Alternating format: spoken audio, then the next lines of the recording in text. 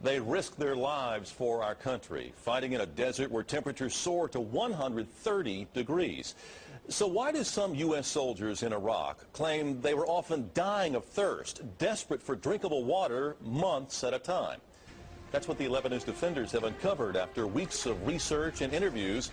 And investigative reporter Jeremy Rogowski joins us now with more. Jeremy? Greg, we spend billions on bullets and bombs in Iraq, and while some troops there say they had no problems getting water or even Gatorade, others say the military went AWOL when it came to providing them the most basic necessity of life.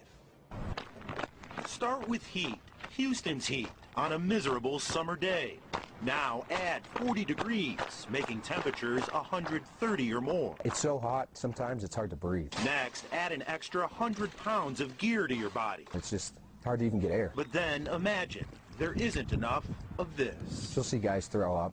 You'll see them pass out. Welcome to Iraq. We've heard the horror stories of short supplies, like not enough body armor or unshielded Humvees. But the 11 News Defenders have discovered some soldiers stationed all over the country during all phases of this desert war say something else was often missing. We ration 2 bottles of water a day. Enough drinking water. And some of them, like Dustin Roby, say they're now paying the price. The staff sergeant says it started in 2003, with soldiers given only a half gallon to survive on a day.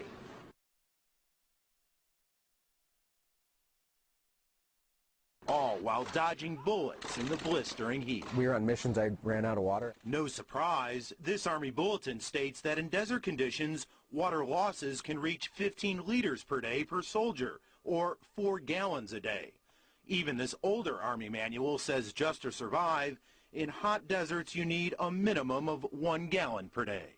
So Roby says his company was forced to improvise. We were inside a house, I'd stick my head under the faucet and drink. From an Iraqi tap. Right. But Iraqi water is often untreated, and so we had a real rash of dysentery go through my company. I'd say 50, 60 guys probably got it. Eventually, Roby says, they became desperate. It really hit me the day I was with my commander and we're stealing water. That's right, stealing. Roby says they would quietly raid the Baghdad airport where they found plenty of water in the hands of civilian contractors.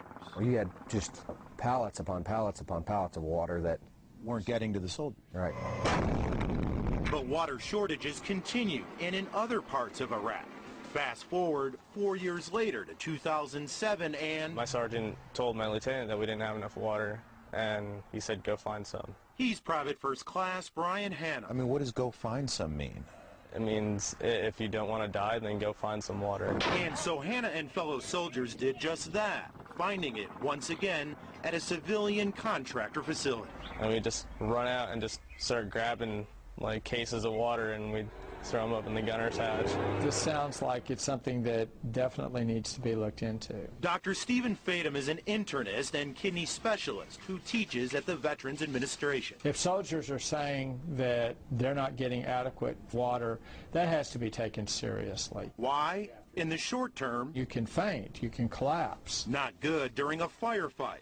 And in the long term, they may end up with kidney injury. The Army even says so. According to this briefing document, chronic dehydration is associated with kidney stones, urinary infection, rectal afflictions, and skin problems. This can be very, very challenging. More on that later. People need to see this. Because 11 News has identified yet another problem with water in Iraq. I mean, it's yellow, and it's filthy. Dirty water in sinks and showers soldiers use. Sergeant Casey Porter took this footage last summer from a base called Camp Taji, which by this time in the war looked less war zone and more like a mall. You can eat Subway, Burger King, you can buy a $1,200 Oakley watch, but you can't have clean water to brush your teeth with. You know, what's the real priority here? As it turns out, at many such bases, the water was supposed to be processed by Houston-based company KBR. And this internal KBR report cites massive issues with water for personal hygiene dating back to 2005. Issues like no formalized training for anyone involved with water operations, and at one camp, Ar-Ramadi, no disinfection for shower water whatsoever. That water was 2 to 3 times as contaminated as the raw water out of the Euphrates River. Former KBR employee Ben Carter was the one to blow the whistle on it all, Carter first noticed a problem when he found a live maggot in a base toilet and discovered that instead of using chlorinated water, the soldiers' sinks and showers were pouring out untreated wastewater. You're standing in essentially a sauna of microorganisms. Your eyes, your ears, any place that there's a cut, a person would be at risk of contracting a pathogen. But when Carter says he wanted to inform U.S. forces, he says KBR supervisors told him the military is none of your effing concern, which was shocking to me. So what do those in charge have to say? KBR told us a Department of Defense Inspector General report concluded KBR has since satisfied applicable water standards, adding that the Department of Defense has not found any illness which it attributes to water in Iraq. And as for providing drinking water to the troops, the multinational force in Iraq told us we have a proven system that works. Commanders at all levels do their utmost to provide the necessary resources required to sustain the force. I take 26 different types of pills a day. But tell that to Staff Sergeant Roby. I've had kidney stones almost on a daily basis. Passing hundreds of them since returning from Iraq. It feels like somebody stabbing you in the side, just over and over and over again. He blames the lack of and quality of water for his poor health. And the hardest part of it all? There's days that I can't go out and play with my children outside. I'm in that much pain. As for Roby's military career, it's over. The Army forced him to retire because of his condition and slashed his pay. So much so, the family is staring at foreclosure and has since moved in with relatives. The former staff sergeant's only hope now that the next time our country does it the right way. And Afghanistan is just around the corner. If we can't provide enough water, enough materials for guys to get through the day to where they don't have long-term effects like myself, then why even fight the war? Kidney stones have become such a widespread problem for soldiers that the military has set up a specialized medical treatment center in Iraq to deal with them.